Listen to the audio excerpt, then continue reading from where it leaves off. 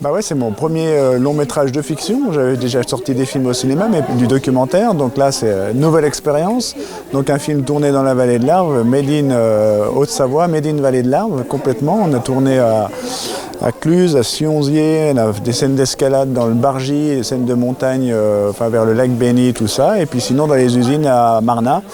Et donc l'idée du film, c'est une histoire qui se tourne dans le monde du décolletage où des ouvriers qui apprennent que leur boîte va être rachetée une nouvelle fois par un fonds d'investissement, ils se groupent avec les copains d'école, d'enfance pour monter leur propre fonds d'investissement et piquer la boîte au propriétaire à qui elle appartient pour le moment, donc un autre fonds d'investissement. Donc ils utilisent les outils de la finance pour se réapproprier leur outil de travail et racheter la boîte avec les mêmes méthodes discutables, on va dire, des financiers. Ouais, moi j'aime bien faire des films qui soient sujets à discussion. Donc dans mes films, j'essaye de faire voir des gens qu'on ne voit pas forcément habituellement au cinéma, donc des gens plutôt de peu plutôt que des gens qui ont déjà beaucoup. Donc j'aime bien les thématiques sociales pour rappeler un peu d'où on vient, qu'on n'est pas arrivé comme ça par hasard dans notre société, il y a des gens qui se sont battus, qui ont créé des belles choses en commun pour qu'on vive dans une société qui doit être le plus vivable et le plus équitable possible. Bon, c'est sûr qu'on est sur une mauvaise pente depuis quelques années et moi, avec mes films, j'essaie de contrebalancer un petit peu ça et faire des films qui suscitent la discussion. Et est-ce que le décolletage dans la vallée de l'Arve va mal ? Le décolletage dans la vallée de l'Arve, il faut déjà dire que ce sont les leaders mondiaux. 70% du décolletage français est fait dans la vallée de l'Arve et c'est des malins et on fait vraiment des belles choses. La boîte dans laquelle on a tourné, qui s'appelle Berthier dans le film, mais qui s'appelle Bontaz en réalité, ils travaillent quand même pour l'ensemble des constructeurs automobiles du monde, donc c'est pas des branques. Et donc c'est quand même une belle industrie avec des beaux métiers qui sont plutôt bien rémunérés et avec des métiers qui sont stables, contrairement aux emplois saisonniers ou les emplois de services qui sont beaucoup plus fluctuants, mais ça a mauvaise réputation. Donc voilà. Après, la vallée de l'Arve, ça va plutôt pas trop mal, mais avec beaucoup d'inquiétudes. Dû au fait que le marché automobile, les constructeurs automobiles construisent moins de véhicules parce qu'il y a des problèmes d'approvisionnement sur les semi-conducteurs, pas forcément sur la mécanique, mais du coup ça impacte aussi les décolleteurs.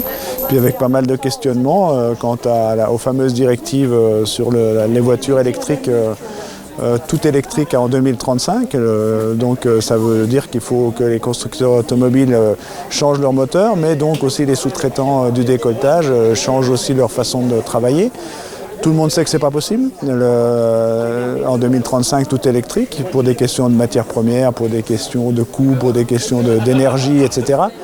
Mais il faut quand même qu'ils y aillent. Donc c'est beaucoup d'inquiétudes et beaucoup de questionnements en ce moment dans les boîtes. Et toi, tu viens du décolletage, tu as bossé dans ces usines. Moi, mes parents ont travaillé dans ces usines-là et moi, à l'origine, j'ai un diplôme d'ingénieur en électronique et robotique et donc du coup, j'ai installé des machines au début de ma carrière dans ces usines-là et notamment dans l'usine où on a tourné, qui est l'usine d'un copain. Donc voilà, c'est un monde que je connais bien et que j'aime bien. Moi, j'aime bien ces métiers-là, cette industrie où on produit des choses, on n'est pas dans les sbroufs, on n'est pas dans le bling-bling. Mais donc je me sens plutôt à l'aise dans ces milieux-là. Et l'usine, je connais bien les ouvriers qui travaillent dedans, donc c'était aussi agréable de tourner une fiction et de mettre les comédiens. On a un super casting dans ce film-là, des comédiens qui ne connaissaient pas ce monde-là, de les immerger dans notre milieu, à la fois dans les usines, mais aussi dans les montagnes, dans les chalets d'alpage où on a tourné, et ils se sont sentis investis d'une mission, tous ces comédiens qui viennent du quatre coins de la France, pour porter au mieux notre histoire, sur le grand écran. Il y a un peu d'escalade aussi. Ouais, il y a de l'escalade parce que le héros qui s'appelle Cédric dans le film, en fait, pour évacuer la pression, il va grimper la falaise du Bargy en solo, donc sans corde, sans assurance, pour se vider la tête. Et ça, c'est inspiré d'une histoire vraie d'un gars qui était vraiment ouvrier décolleteur, que j'avais filmé il y a 20 ans, qui faisait la voix des dalles. Je sais que vous êtes spécialiste, donc peut-être qu'il y a des gens qui regardent ce reportage qui connaissent cette voix, la voix des dalles. Et là, nous, on a tourné dans la voix des yeux au Bargy. Et donc en solo, alors nous, on ne pouvait pas se permettre d'envoyer un grimpeur en solo. Alors je vous réveille un petit secret, on ne pouvait pas se permettre d'envoyer un grimpeur en solo dans un film. Donc il y avait une corde avec un guide au-dessus, mon copain d'enfance avec qui j'ai toujours grimpé, et on a effacé la corde en effets spéciaux après. Le film démarre, la situation du cinéma en général est quand même très très compliquée en ce moment. Hein. Les cinémas sont à moins 30, moins 40% de fréquentation par rapport à avant le Covid. Donc nous on souffre de ça, avec aussi un grand nombre de films qui sortent parce que justement il y a des films qui étaient encore bloqués pendant la période du Covid, donc il faut faire de la place, donc on ne reste pas forcément longtemps à l'affiche. Et dans ce marasme, on va dire que nous on s'en sort honnêtement correctement. On espère toujours mieux, mais ça va, on ne va pas se plaindre au regard de ce qui se passe. Puis surtout, la bonne surprise, c'est que surtout les gens du coin s'y retrouvent vraiment. Et là, par contre, il y a vraiment du monde. Donc ça, c'est vraiment super chouette. Les plus beaux témoignages qu'on a, alors on a des bonnes critiques par le monde du ciné, la critique est bonne, les retours des spectateurs sont super bons, mais ce qui m'apportait beaucoup, c'est surtout le retour des gens du coin. Et ça, pour l'instant, c'est vraiment super. Donc ça, c'est primordial. Et François Ruffin va bien? François va bien, Ruffin va bien. On était ensemble la semaine dernière. Et il est toujours aussi occupé.